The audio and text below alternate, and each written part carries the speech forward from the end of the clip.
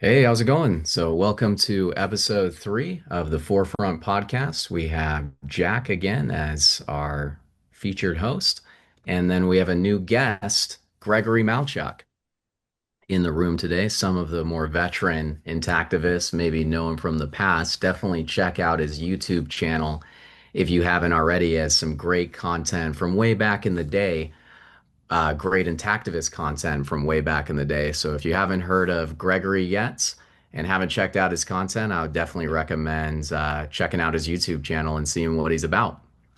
Anything else you want for your introduction, Greg?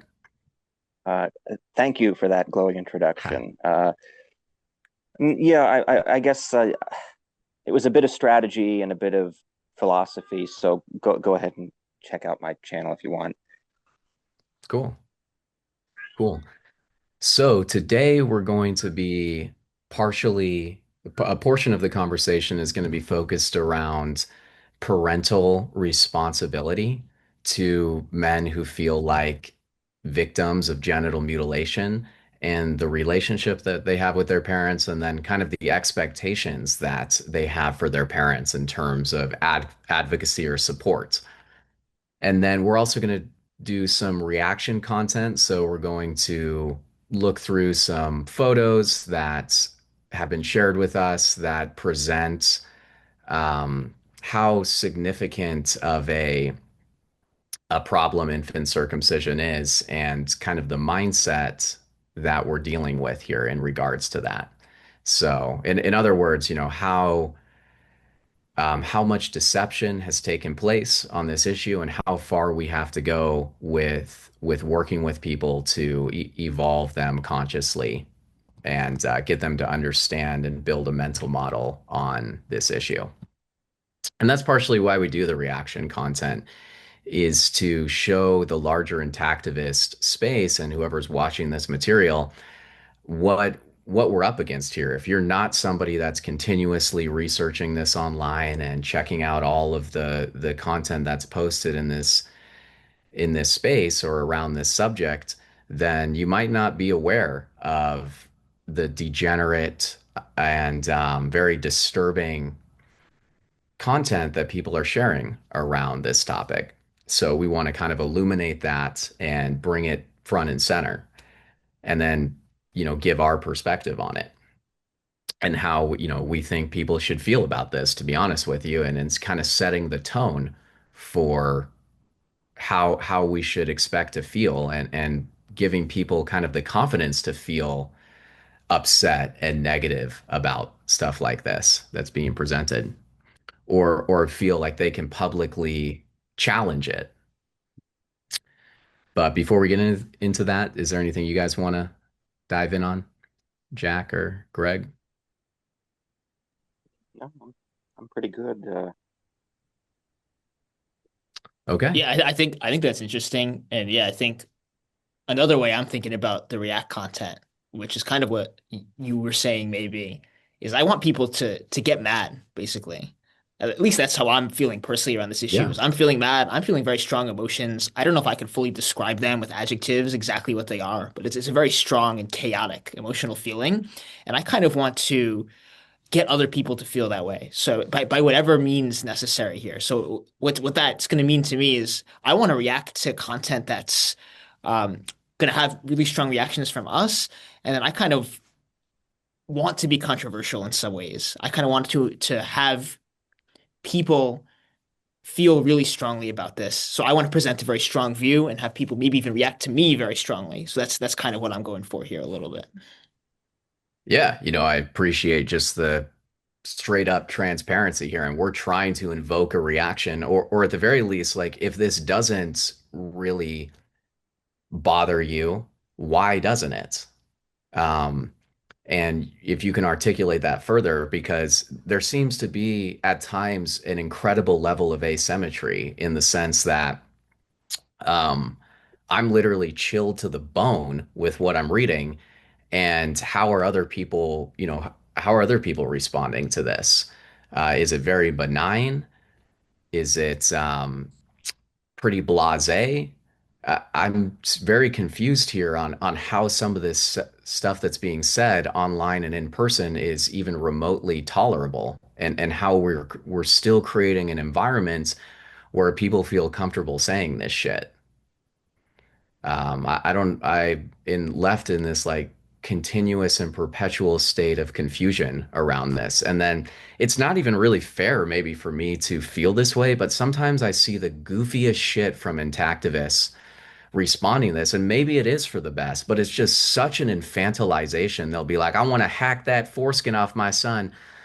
When you know better, you do better, guys. That's seriously how they'll respond to it, or something approximating that. And it'll just be the most obscene, degenerate thing that somebody will say.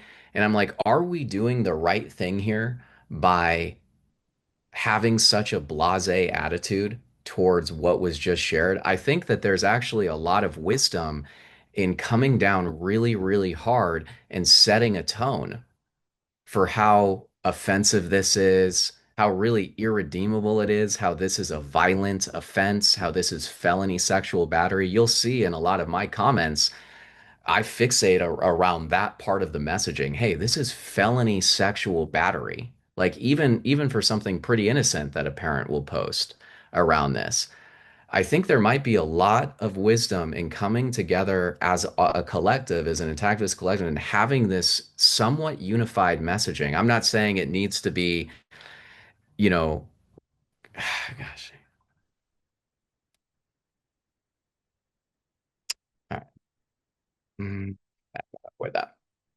Um, but in terms of just having this unified messaging around how severe we find this, and having common touch points that we can discuss, like, hey, this is felony sexual battery, like having a guide for how we discuss this with other people, because I think there is a lot of opportunity to socially influence here, to socially engineer here, and we're operating in a very individualized way right now, and not with this higher level collective thinking quite yet. I feel like I could not be interpreting that correctly, and there are kind of intactivist organizations that are trying to put out a more unified message, but it's certainly not the message that I want to present.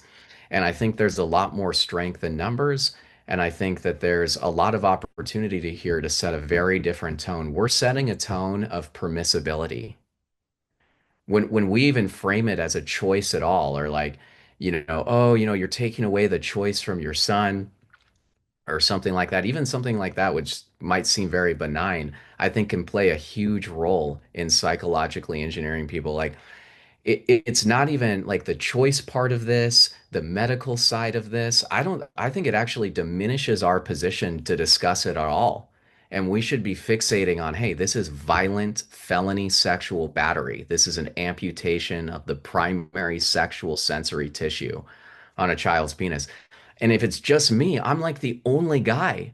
If you check out every thread that I'm on, I'm the only guy saying this shit, it seems like a lot of the time. And it could be unfair for me to say, but I'm like, God damn, what if we had 100 men like me standing on business on every single goddamn post that comes out and saying, hey, men are pursuing felony sexual battery charges against their parents, against physicians. And it wasn't just me, one guy in there. It was 100 men. We're all liking each other's posts, and we're sending a very strong, unified message that this is irredeemable mutilation of children. That's the tone that we need to be setting here. We're so, so far from that right now in intactivism. It's a culture of total permissibility, even that's not fair to say. It's not fair to say. That's how it feels though, sometimes, is that we're participating in creating a culture of permissibility if we're not essentially extremely militant about the impermissibility of this practice. So I don't know That if you that guys have anything to riff on there, but that culture of permissibility, I can only speak for myself, but I find that so incredibly invalidating. yeah. Yeah, it just I don't want to cater how I'm thinking or speaking about this issue to please the people that don't agree with me. So catering my speech or dumbing it down or making it less severe to try and not ruffle feathers, I find that almost re-traumatizing because my experience is of this issue is so severe, and it's kind of the last thing I want to do is give more power to the people that are on the wrong side of this issue. The problem is they already had too much power over me as a child. As a child, I had no voice. I couldn't say no. I didn't have language to say I don't want this or please stop this, right? And when I have to change how I'm speaking about it to please the people on the wrong side, it sometimes feels like I still have no voice today. Right. Yeah. Well said. Great point. A And sort of not that I really want to harp on this too much, but when we say like choice at all, and I'm not saying in this sense, I'm not trying to be this much of a tone police here, but why are we even bringing up choice in, like I see a lot of antagonists, oh, you've taken away the choice. What choice? Like the choice to mutilate? Yeah, and maybe there's a different argument you said for an adult, but like the issue is not that a choice was taken away. The issue is that the parents facilitated felony sexual battery. The issue is that the physician intruded into your penis, raped you, and mutilated you. There's no really, I don't think the choice comes up at that part of the discussion. It shouldn't even be a part of the discussion. This is a criminal offense, and there are perpetrators of an atrocity. I think that there's a lot more sense in just presenting it that way than bringing up anything about the medical side of this, than the choice side of this. Really, anything that deviates from this being felony sexual battery.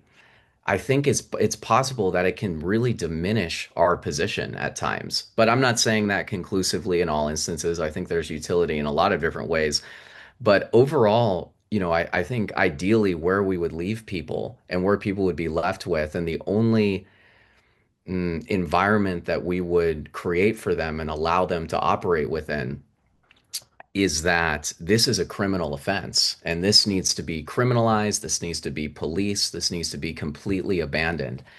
Um, I don't know how we create that environment other than going full steam ahead on messaging around criminal discipline and criminal penalty and the framing of this as a criminal offense, felony sexual battery on a minor. Um, and I just don't think a lot of people are in agreement with me. And it is what it is for right now.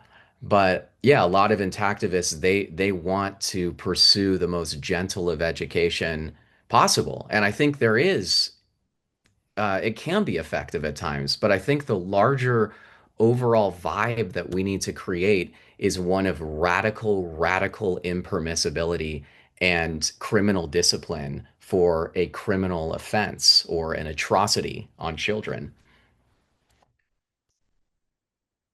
But what do I know? But I always am feeling that way in the background. I'm like, I want intactivists to be different. Why don't intactivists get that the way that we're approaching this is allowing people at times to have to have this out. They don't really consider us like a real threat, not in the threat that oh we're going to physically harm them, but they're like they think of us as a joke at times.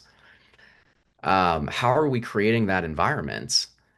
I think partially I hate to, throw bloodstained men under the bus, but like when you wear that type of outfit and some of your messaging and things like that, I think it's giving people at times the opportunity to diminish us. But I don't want to get into that too much right now. But yeah, I think real deal men that are standing on business and saying, and challenging parents and challenging our communities and challenging the physicians and the nurses and the mohels and everyone. I'm not really seeing what like the expectation that I had for this movement and all other movements. What other movement would approach it in this way, in my opinion, where there's obvious and very serious perpetrators here, and we're trying to frame it as an education problem. I mean, who knows? Maybe it could have been effective for other issues, but I just don't think it's winning us any favors here. And I don't know why we should abstain from being more militant about this and being more offensive at times about this. When we see how the larger collective treats us and how the majority of people are reacting to us and responding to us, I mean, at times it feels like everyone's our enemy as well. Like we no one is in support of us. In some ways, they're have minor support maybe for the abandonment of infant circumcision, but in terms of like men getting any sort of justice, there is just open hostility towards that. Like people will get, now that I discuss this more and more, what you'll find is people will get upset with you, even like intact men or intact with like for wanting Are, justice are these around this. It's a are these fellow bizarre phenomenon. intactivists? Are these fellow intactivists saying this? No, not necessarily fellow antagonists, but even the Oh, okay. antagonists, and I'm just running my mouth here, but there's no, you know what's interesting is that the pursuit of justice for men is one of the most potent arguments within intactivism that's not being leveraged right now. Like men saying, I want to criminally discipline my parents and the physicians, and I need justice, and this was an act of war against me to restrain, rape, and mutilate a man and then deny him any framework for justice is an open declaration of war by your community. Do not get it twisted. It's not an education problem, it's a war problem. It certainly shreds the social contract. It's I mean, completely, it's completely shredded.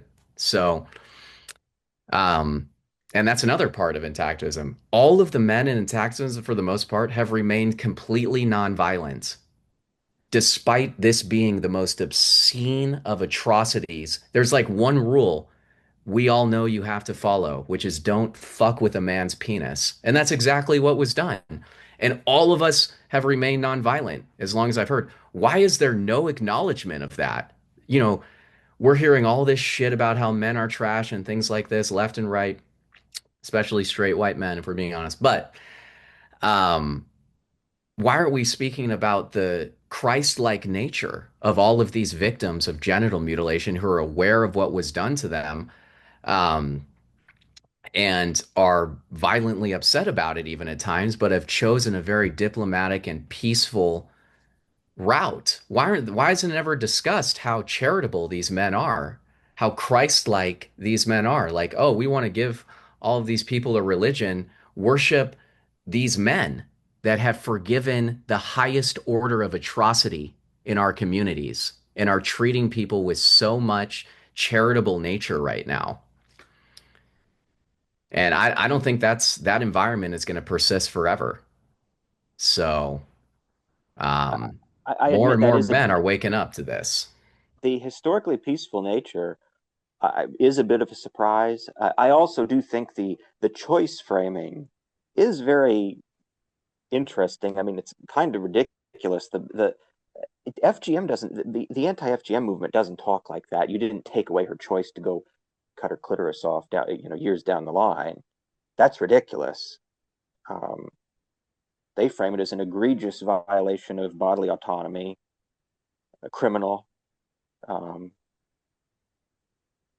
Yeah, I mean it's bothered me from day one. From day one, I'm like, I would first of all, I never would have chosen this for myself. I'm not a penis modification kind of guy. So framing this at all is like, oh, my choice. I'm not, I would never have modified my penis. I think that's one of the freakiest, weirdest, most deviant things.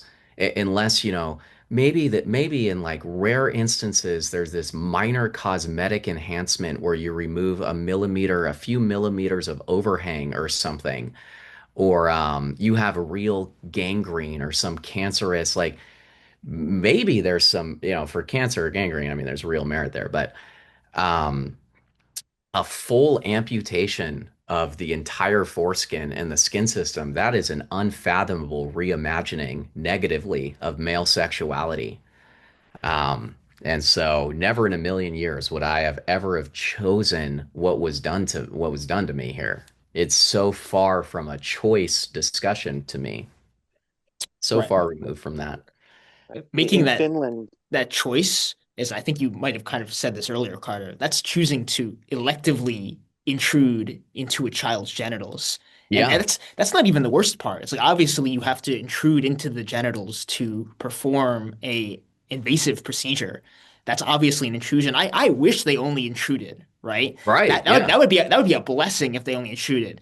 Not only did they intruded with intent to permanently modify. So this is you're there's a word for electively intruding into a child's genitals, and it's not a good one, right? That's no choice. This is not. I agree with you entirely. This should not be framed as a choice. That's an interesting, yeah, evolution, or I'm glad we went further and deeper into it. Um, but yeah, that's always bothered me from day one, and I've kind of not necessarily exploded on other activists, but the moms all, yeah, I notice, and I hate to throw moms under the bus, but a lot of the regret moms and things like that, they always bring up like I took the choice away from my son, and at times I'm like, you still don't get it, like you don't get this issue yet. They're like, that's the biggest issue. I took the choice away from my son. He doesn't get the choice anymore. I took that autonomy away from him. I'm like, well, what about the fact that his sexual anatomy is permanently gone? Now, what about the fact that this was felony sexual battery and you caused severe trauma on your child? Why aren't we discussing any of that? And the focus is because I obviously the rationale is because the other side of it is so morbid and so disturbing and so irredeemable. It's like we can't even discuss it with these mothers. If you look at the Your Whole Baby spaces, they are so infantilized, like to a cartoonish degree. And you all going, hey, mamas, we're all just a bunch of mamas here. That's seriously how they talk. And that's fine. I don't know why it bothers me so much, but I'm like, come on, you're grown women here. Um, it's just a weird vibe I get from them a lot of the times. I hate to throw them under the bus, but I do get a weird vibe from these mama groups sometimes, and how kind of juvenile they want to speak at times.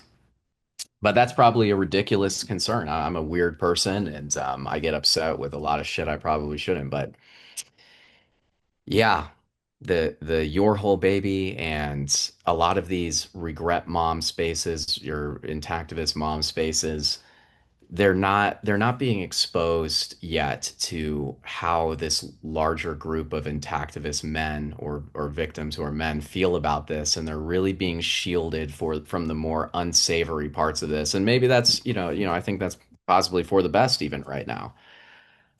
But yeah, where, I'm jumping all over the place, but where is like the larger messaging around what I'm saying. When I came into intactivism, that I was expecting to, um, just see some more men challenging this in a very significant way. In the sense that they're really challenging the parents and the hospitals and the nurses, and yeah, the bloodstained men are doing these things like that, but and yeah, I'm speaking a lot of fluff and I'm not actually taking a lot of action. And so I think it might be unwarranted, the depth of my criticism here. And it's like, well, what are you doing, Carter?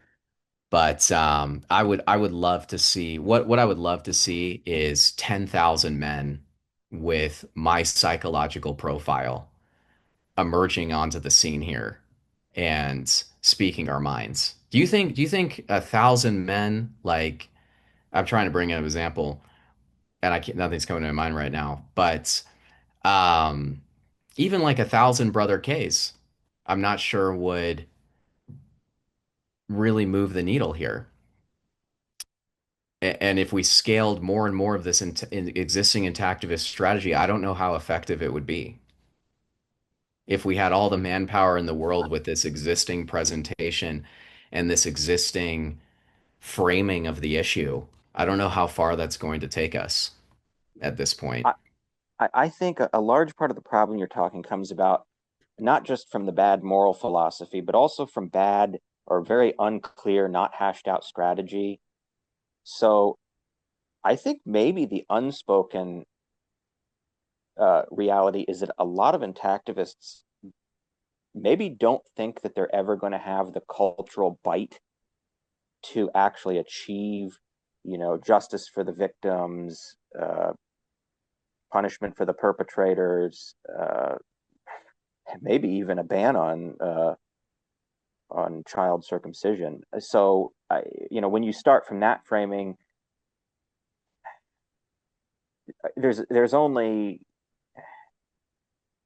I don't know, it modifies what you do. It basically limits it to pleading with prospective parents, which is a position I really don't want to be in. It's a very powerless uh, position, not pleasant as an activist, I've got to say, which is why I don't advocate it. But Yeah, so it's like really we're in a, and that's kind of what I said at times. It feels like everyone's against us at times. Like we're in a situation where the collective is kind of against us. Like we're a minority perspective and a minority identity almost in a group that is being radically um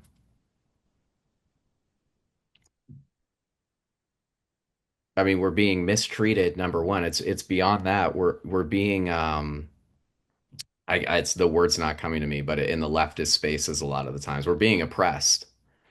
We're being oppressed right now by our society, and it's so many men are like would struggle to say that. It would be very difficult for them to have that as a part of their identity, somebody who's been, really oppressed in this way. But I think it's an accurate framing of where we're at. We're a minority group that is radically oppressed by the government and society, and that we are in an active state of, we should find more inflammatory words than maybe just oppression. But I think that's an interesting framing that potentially we should start bringing to the table here, like minority group, severe government, societal oppression. That seems that, I think it's a hard sell, but it's a really interesting framing in our climate, in our environment. I think it's a very obvious framing. I mean, Yeah. it, if you think about this objectively and you step back for a moment, uh, the circumcision of minor children is probably the worst ongoing systemic human rights violation within the Western world. I really don't think you can argue with that. I mean, when you consider the extreme nature of it, the permanent nature of it, the fact that it permanently alters sexual function, I, I mean, it's forced amputation we're talking about on a massive scale. I mean, close to 3,000 a day, I think, is what the math works out to within the United States alone. Hmm. Um, Yeah. I So, don't know. I really don't know how any other victim group can honestly claim to compete, and that's really cynical language. Um, a lot of victim groups, especially within the let's say the genital mutilation space, really don't want to cede this point because the reality is resources and attention span are limited, and if this was acknowledged to be the case, it probably would. I mean, it would sort of morally obligate the sudden redirection of resources away yeah, from it other flips everything on causes its and head. toward this one. Yes, yes. Yeah, well said, Greg. Yeah, This it's like is why are we talking about slavery in the 1800s at all at this point when we have 3 to 4 thousand? I did the number. I think it's between like 2 and 4 thousand actually are being generally mutilated every single day. The majority of black male children are having sensational amputations of their sexual anatomy, and we're talking about slavery from 200 years ago still. If we can just flip everything on its head, at everything, every social issue um, can be kind of impacted by this to some in some ways. Not that's not a proper way to frame that, but yeah, I think it does have serious implications for just social justice at large. And I brought it up. I was like, why are everyone's Epstein is taking the air out of the room here, or he's taking up all the air in the room when parents and doctors are facilitating and committing way more egregious offenses than Epstein ever participated in, I as love far as that we're aware framing. of. I saw your posts on Facebook. I really like that. So who's saying that? It's like I feel like I'm the only guy putting his name on it and saying shit like that right now. And so sometimes that I've thought about this and really like fantasized about it. Like what if like just 100 solid men every single time liked my post, commented on my post, and we showed a real presence here. I think that's, there's a lot of potential there in basically having a strategy for promoting our own content and showing, hey, there's a serious force and presence here and demonstrating that. You know, there's a lot of people in our networks that aren't activists and they're lurking and seeing all this stuff. We want to show a very, very powerful, solid presence here. So that's, could be a dimension of the strategy that we have long term here. The people that we're bringing into our group, we're just funnel them into reacting to the content that we're posting and things like that. We have a guest in the waiting room, so I'm Okay. going to admit them and have Okay. them We have a introduce few minutes, so themselves. we'll have to start another one here in a minute. Okay. I admitted them. I don't know where they are. Here they are. Hey, how's it going, Nolan? I don't know if you want your real name to be used or not.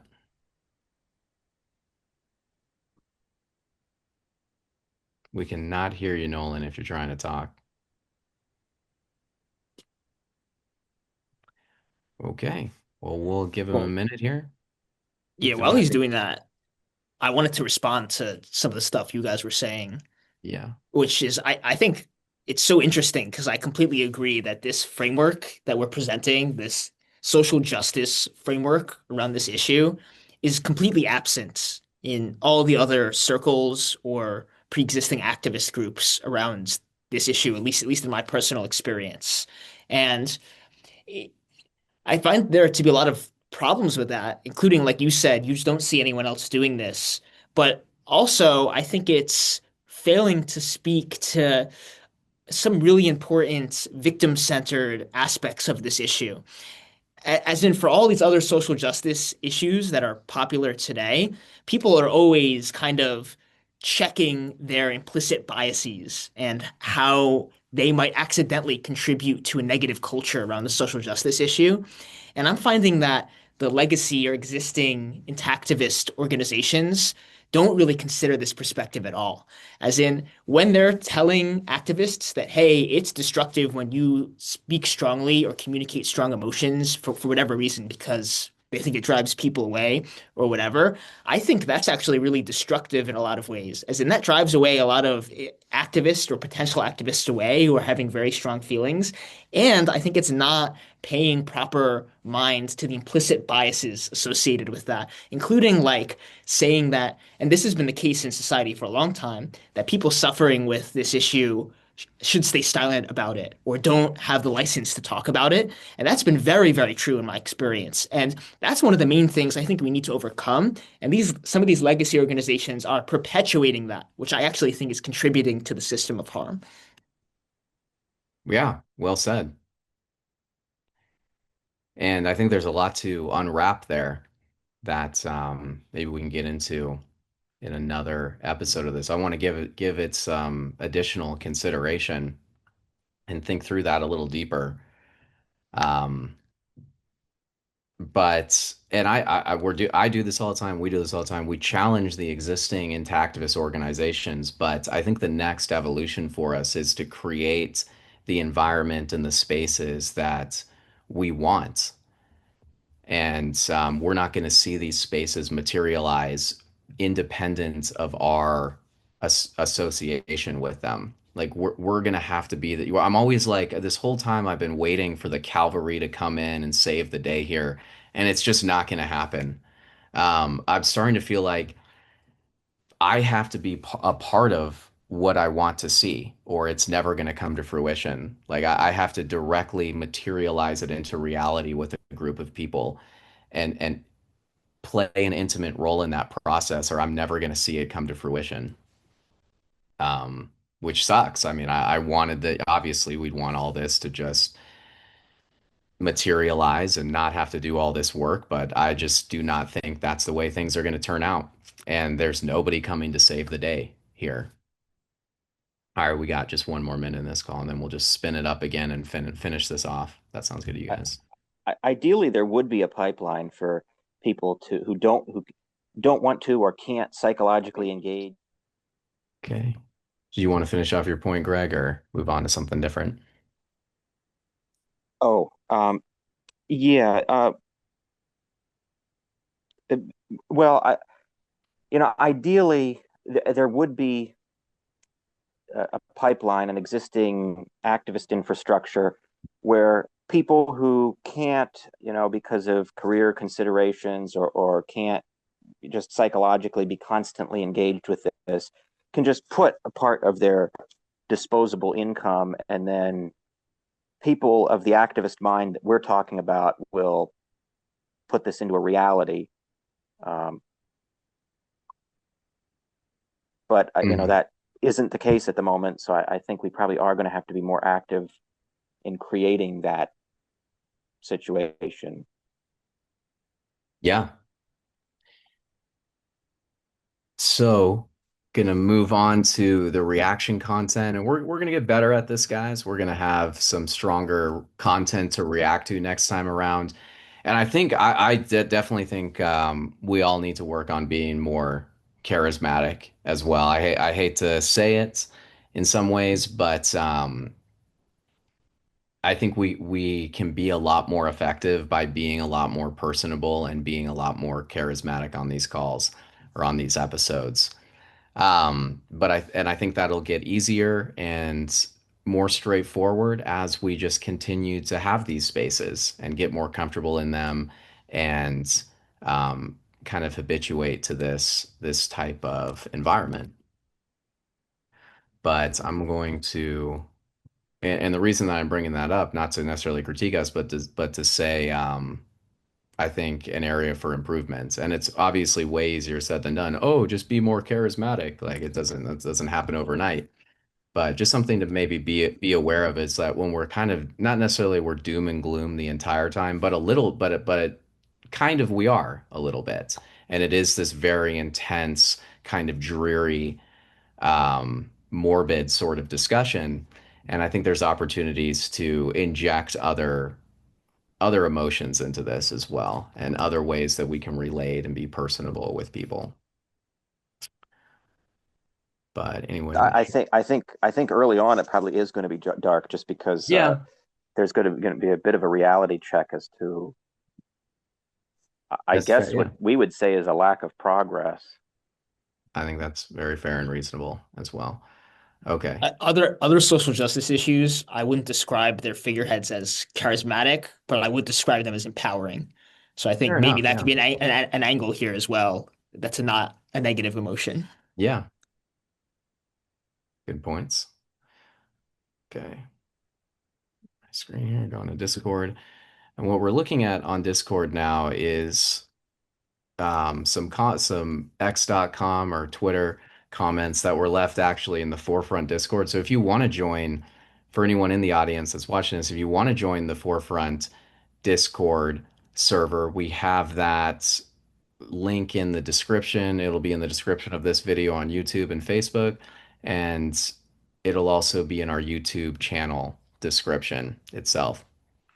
And if you do join the server, you can submit content like this and we'll react to it or consider reacting to it. And you also leave questions in the server that we'll consider discussing and giving our commentary on.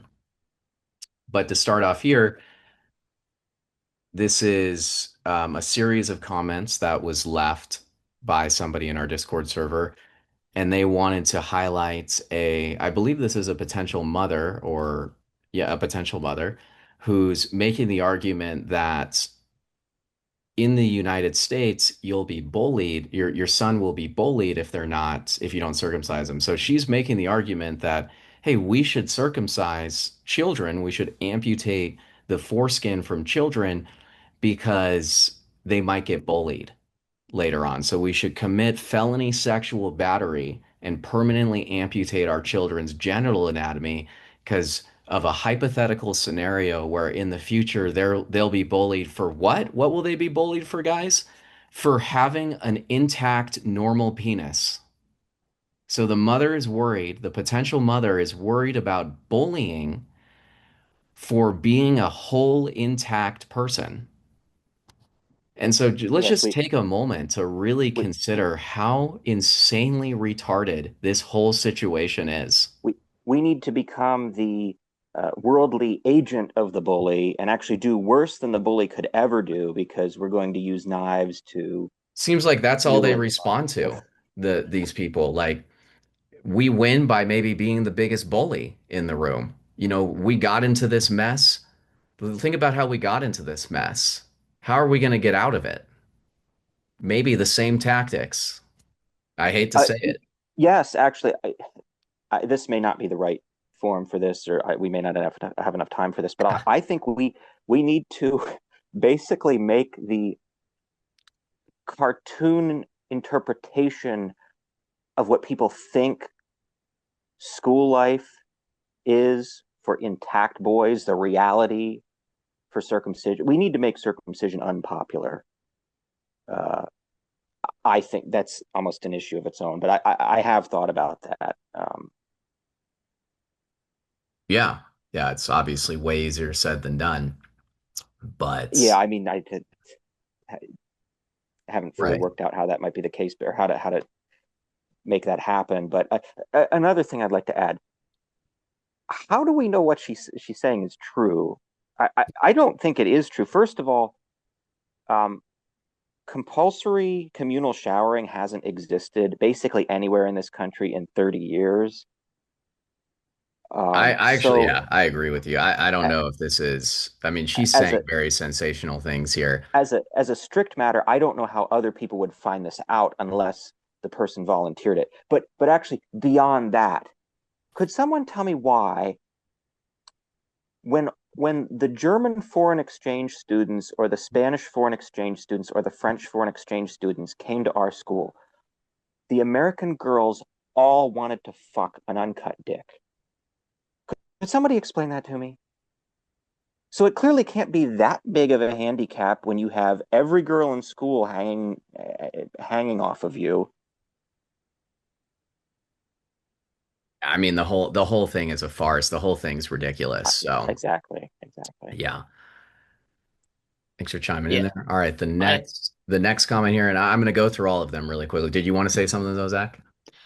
Sure, I can let you go through the comments first, then Okay. maybe I Yeah, can so the add next stuff one in. she says, in my high school, if a guy what so she's responding to this comment, do you think circumcision status of an individual student is general knowledge amongst other students during school? Is the off chance of bullying enough to justify practicing an ancient dick cutting ritual from Judaism and Islam?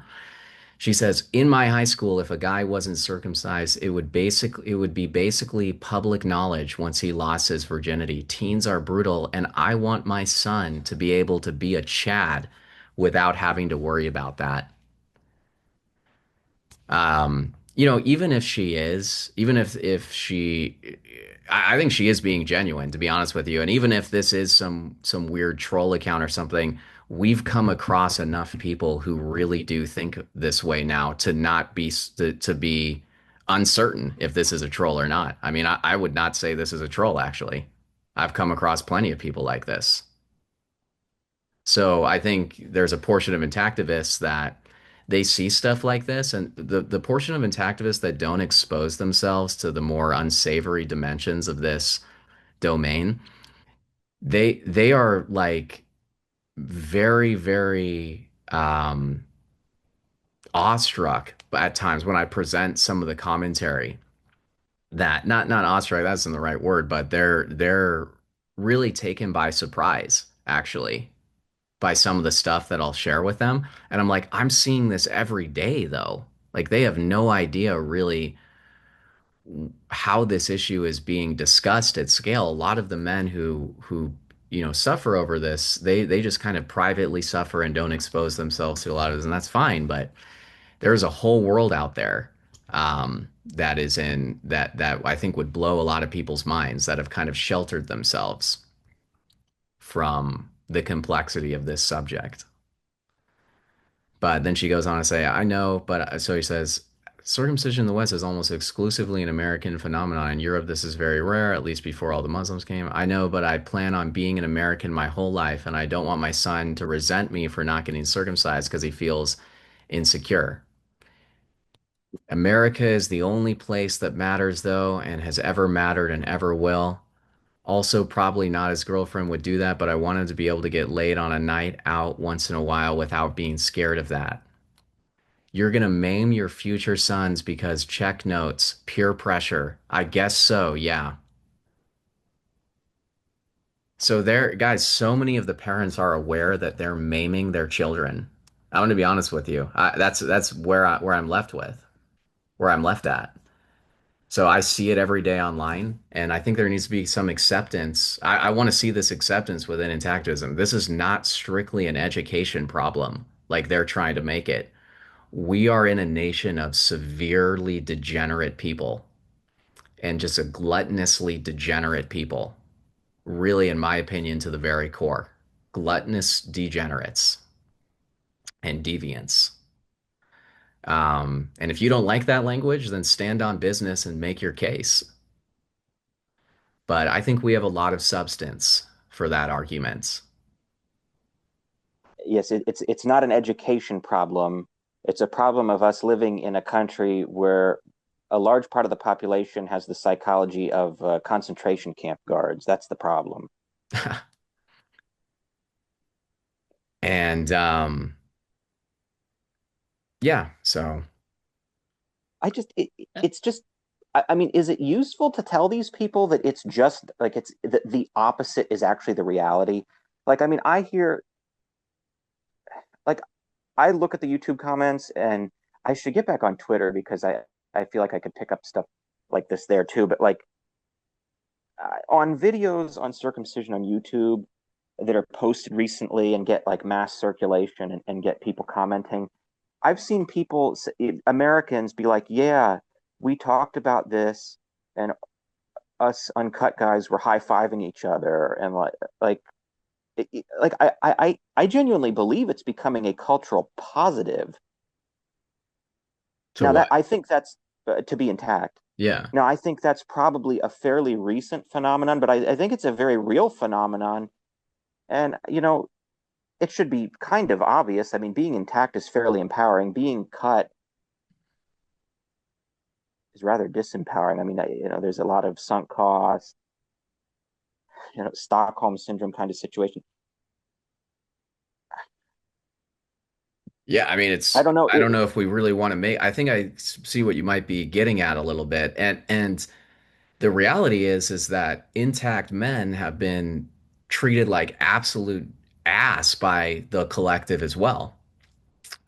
Like um they've been spoken down to in by significant numbers of people in our collective and in our communities in like a very offensive way.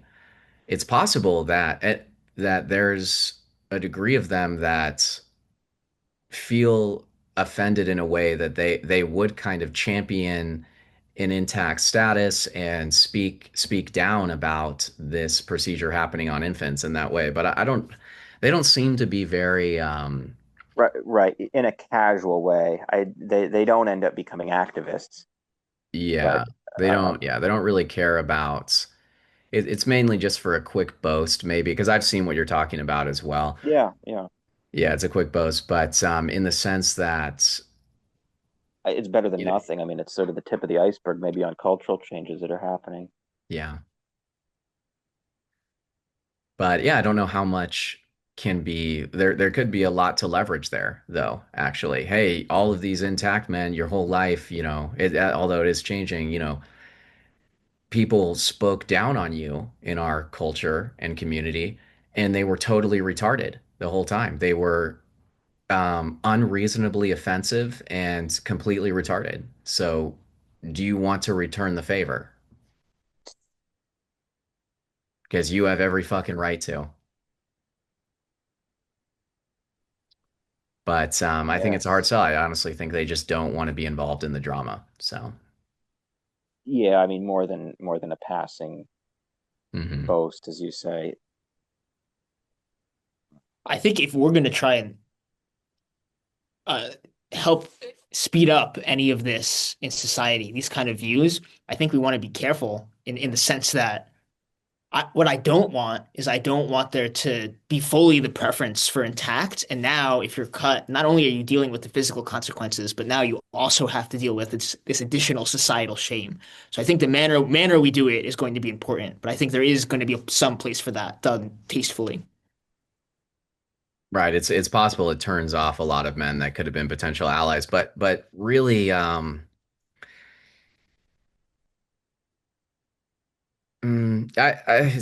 I do agree. I mean, it's hard for me to what the problem that we have right now is that a significant number of men legitimately think that it is advantageous to have your foreskin amputated and that it's like this amazing, wonderful thing, and they really could not be any more wrong about that.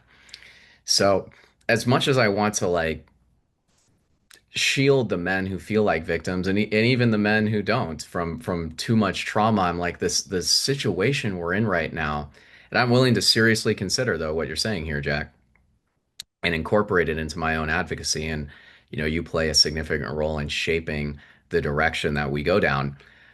But I I do find it really challenging at times to like preserve the state, the feel their emotional state by framing. Yeah, I just think it's the right way to frame this is that amputating the foreskin. I look at it as like a sexual disability. So I've become comfortable saying, "Hey, I'm sexually disabled by infant circumcision." And that this is a loss of function, this is a loss of sexual feeling. You might be a man that's comfortable with that at the end of the day, but I think there's just an objective reality. Like nobody thinks it's good to only have one eye. Right. What other sensory tissue do we claim that having less of might be better?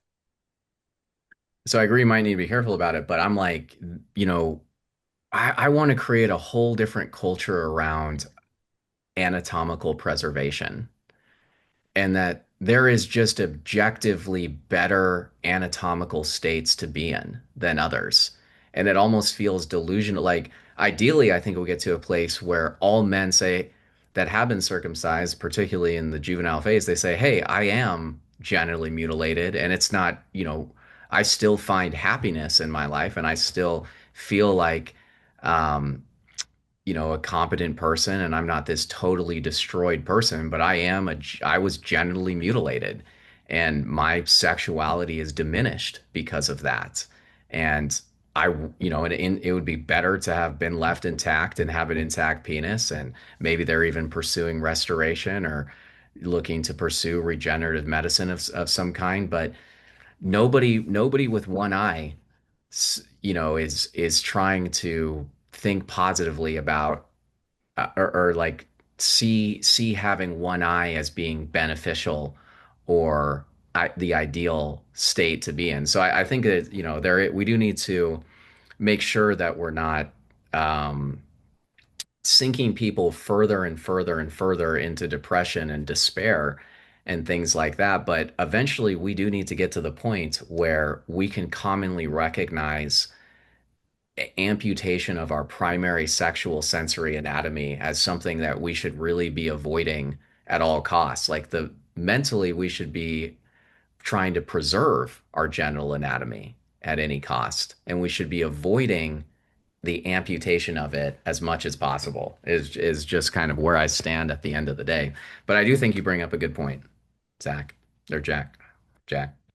Yeah, thanks for that response. I think you definitely have some good points there, and I think definitely you're right that changing the cultural attitude around this is going to require some pain for cut guys.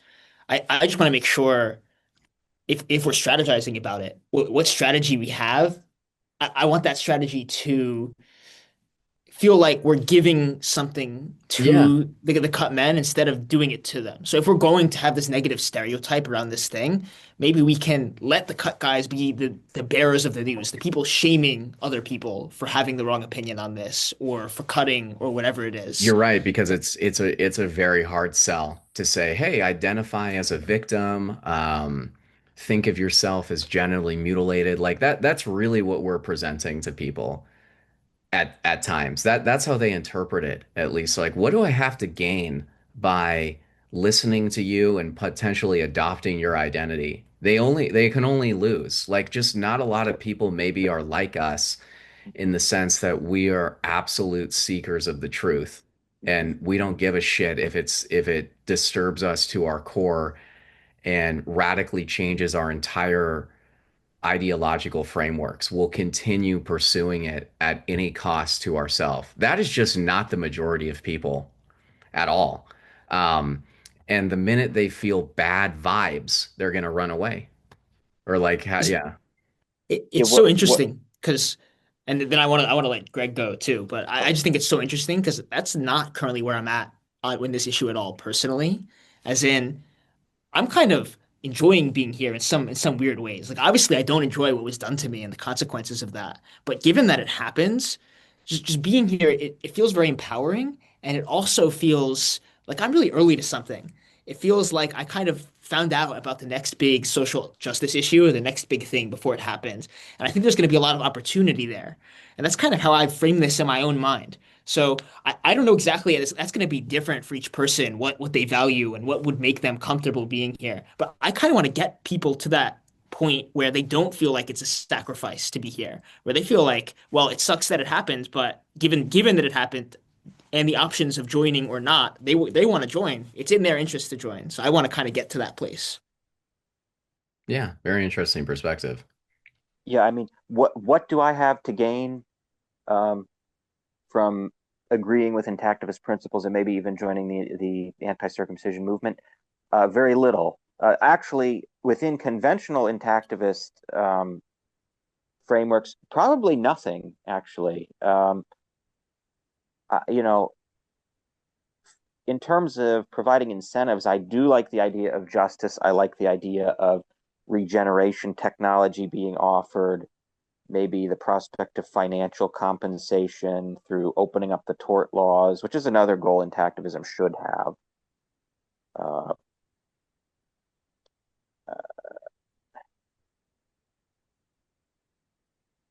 Right.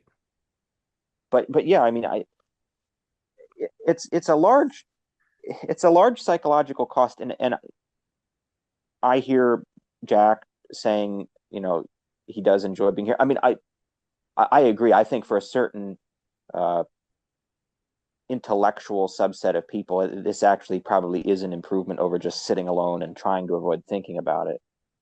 Um, but for the average person, I The see average the person issue. thinks they're an intellectual. I think everyone watching would think they're an intellectual. So if you are, you should probably join us, you know? Well, yeah, there's going to be a lot of self-selection just in the people that watch this podcast. I would think selection bias. Right, right. So, I think we're kind of winding things down here a little bit. There's some other discussion points we had, but maybe we'll save it for the next conversation. But for our audience, in this next conversation, we're going to come with a lot more ammunition for discussion points and a much more substantial react part of the discussion where we're going to react to content that's shared out there. So The expectations for next time, certainly you should expect to see more more substance here and more structure to the discussion. And we're looking to continuously improve over time, both the production quality, the guests that we bring on, and the content that we discuss during the podcast or the episode. So look forward to it just continuously to improve here over time. Anything else you guys want to touch base on? You just want to keep going? I mean, we can keep going. Um, we can. Is there There's nothing explicitly that maybe I want to discuss. I think we covered a few bases. We didn't have too much structure to it, but um, and I kind of didn't even want to shoot today, but I always want to shoot once a week, actually, to just continue the momentum when you guys can. There'll probably be some weeks where we can't, but I think this is something that we're going to continuously improve on over time. So the more we do this, the more comfortable we're going to get with it. Um, the more eloquent we're going to become, the more refined we're going to become. And so I look at this as almost like the stage that we're in right now is we're building up the network, we're building up the discussion points, we're building up the content that then is really going to take us to prime time. And this is kind of this exploratory phase right now that we're in trying to scaffold this organization and begin refining how we discuss this is how I'm looking at it at the moment, at least partially. And that this is good content that we're producing, but we need to evolve substantially over time before we become as effective as we want to be and need to be here. So it's kind of the early stages of something much larger. I think this was really good. I think Yeah, this was a yeah. And great I'm going to cut out what early we're discussing right now. That approximation. won't necessarily be a part of it, Uh, but yeah. Yeah, I think this is the exact kind of content I would want to watch. I mean, maybe I'm a pretty niche target audience, but Mm, I've listened to a lot of you speaking Carter prior before we've done this. Like I was mhm. following you whenever you interviewed on YouTube. So this is the exact kind of content that I really enjoy. Yeah, well, I'm glad to hear that, and I think you guys should expect it to even become even more impressive here over time. So oh, my friend Nolan, he may be. I is he? I don't know if he's actually connected at the moment. Uh, I just saw him unmute Hello? himself. Hey, how's it going, Nolan? Oh, Oh, he's it's working now. All right. It Oh, wasn't working at first when I joined, so I wasn't sure if I should jump in at all and say anything. oh yeah, yeah. Well, is there anything you'd like to express while we're still going? Um, I enjoyed the discussion that you guys were having, just taking it all in. I'm still fairly new to all this. It's been a few years since I known about it, but just recently I really wanted to do something about it. Right. And Well, here we have him, Nolan, the great American activist. that's what I'm trying to be. Nice. And Yep. to add in, it seems like when I mention it to my friends, a lot of them they listen at first, but then after they don't care enough to Yeah. to do anything about it. Really, only two of my friends cared enough. Everybody else said the same thing that they want their kids to look normal. My one friend cut both of his sons, even though I provided all these facts and everything, and he did it twice in the span of 3 years.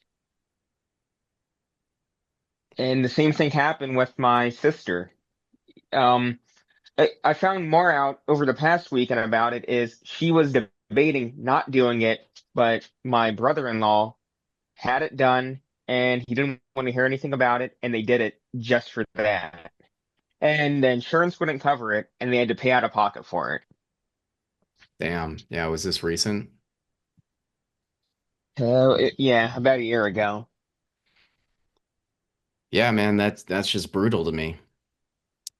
Um, Sorry to hear that. And yeah, I mean, I think it is really serious. And that, I mean, unfortunately, your sister and your brother-in-law seem like predators. of children. And So I mean, and that's there's the been, unfortunate thing. And unfortunately, when they were, so I don't know, I think Greg mentioned this before to you guys. Just recently too, they spent the little bit of the summer with us, and just seeing him run around and knowing what was done really made me sick to my stomach. Just watching the joy in his eyes, but knowing what was done for no reason whatsoever, just sickening. yeah, well, in a very weird way, it's like comforting for me to hear you say that you were disturbed by this, and you should be. And there's a lot of people who have really normalized that, and I just want to say that I really respect your conviction around this and how, very sincerely, I think that we're obviously in an environment where you're getting a lot of different messaging, and you've, with Greg being by your side, have found kind of the correct lens, in my opinion, to see this through. But it becomes very disturbing, doesn't it, once you start seeing things through this lens? Like the lens that I look at it through is that your sister facilitated felony sexual battery and was openly aware of it, and understands that she took away genital anatomy from her child and facilitated felony sexual battery on a child.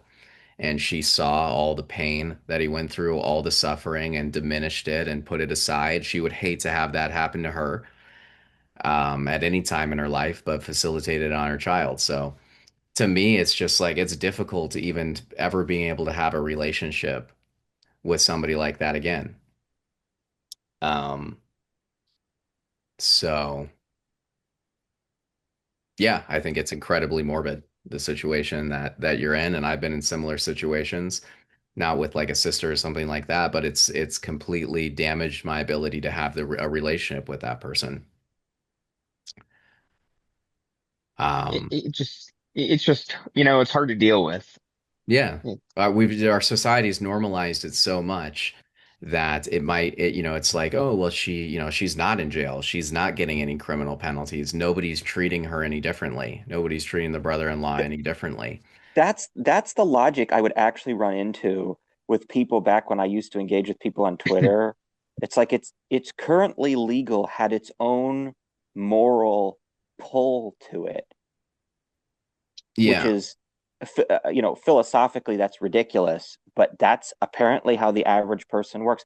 Segregation was legal in 1950. That means it's right, right? they're so hypocritical, they're not even making that argument when they try, but it's really like, well, I've heard a lot of people say, if it wouldn't, if it was genital mutilation, it wouldn't be legal. Duh. Yeah, the Genital same mutilation circular isn't logic. legal, Yeah. so that's not what circumcision is. Like that they'll really sincerely make that argument to me. Oh, well, it's not. I mean, the government would criminalize it if it was a problem, if it was damaging, then our government would criminalize. We're America. We're number one. You even saw that in that other woman's comment, to some degree, that we were just the React content we were just looking at. So yeah, we only got a few minutes here. So unless we want to go again, we got to wrap this up. But yeah, sorry to hear about that, Nolan. But thank you for sharing. And He mentioned he had a friend who did it twice to two sons a couple years apart. I think probably people are pretty locked in after the first son. But the interesting thing is, I used to interact with people who would say, they would do it to the first son and then they would acknowledge that they've discovered it's bad, but then they would do it to the second yeah, son anyway. And plenty, it's like you plenty of you people you like that. obviously don't accept the premise. I mean, you're still the enemy. That was my parents and my family situation. Is I had the bris on my kitchen table without a medical professional. My parents saw it, thought it was incredibly barbaric, so they had my brother done in the hospital later. So same thing, they just didn't see it. I'm surprised they changed their behavior at all. I mean, the people I'm talking about are probably secular circumcisions. So I mean, I don't know what they would change about it to make it less horrific, but Honestly, in a lot of instances, they're more invasive in the hospitals, unfortunately. in a lot of instances where they use especially the Gomco clamp, and even the Mogan as well, though. Yeah, I was only cut to like a C3, which apparently is pretty, at least in these activist circles, whenever I talk to people, it seems people are pretty consistently cut to C1 or C0. And that's probably a self-selecting function, but probably not fully. But it seems like almost everyone I've interacted with who's cut on this issue is cut very tightly or with a lot of tissue removed. Yeah. And I think it is because the men that are finding their ways to these environments, in it oftentimes possibly are more significantly harmed, and that's how they're able to recognize it and become more passionate, recognize it easier and become, so dramatically passionate about this so quickly. Um, yeah. Yep. So I think in a lot of instances, they think they're doing it safer and then they go into the hospital and it's even more invasive. That's crazy. Um, but yeah, I can't, it's just such a difficult issue. I just don't feel like I can ever really connect and resonate with somebody who's done this to their child again. And maybe this is part of the next episode, and it is going to be just super offensive. And I say it to my mom, but I don't want people who have mutilated children having any authority over me, whether it's, I'm going to bring up random scenarios, but the school that I'm at, the family that I'm in, the city that I'm in, the state that I'm in, the country that I'm in, the world that I'm in. Um, I am not interested in having people who have circumcised children having any significant civic involvement at all.